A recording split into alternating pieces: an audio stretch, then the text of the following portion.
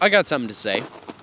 When I look back at my comments and I look back at what videos had the most comments over the last many, many years, aside from the obvious ones, the ones I posted other places, the ones that maybe had a lot of hashtags or keywords that the algorithm would have picked up, by far the most commented on videos I have are ones regarding homelessness, specifically in Manchester.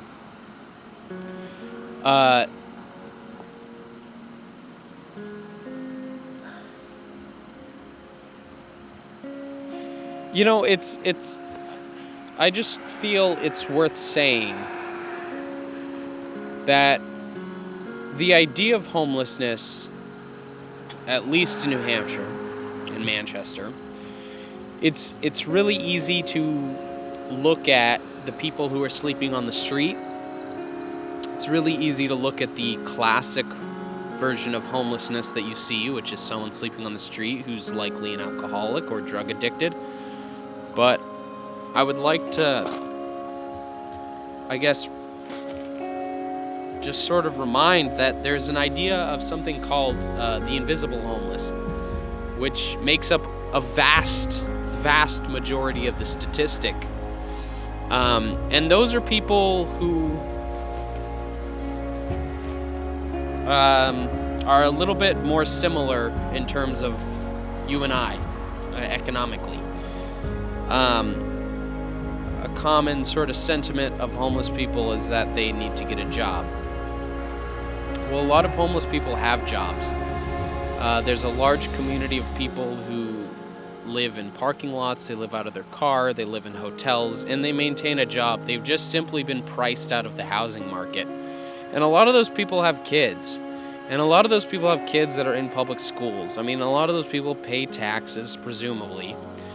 And they have kids that are products of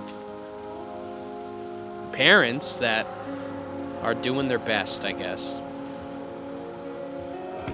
The camera died. I don't know where I left off, but it's frustrating when the few videos that I've made of tents on the side of the street or piles of trash, people are just kind of viewing it as opportunities to remind themselves of how hard of a worker they are and how much better they are than these individuals. And economically, there's really no argument that they are better. But it's not free.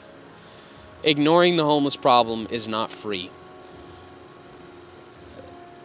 You might be against affordable housing or financially helping these individuals. It costs money, but ignoring it is not free.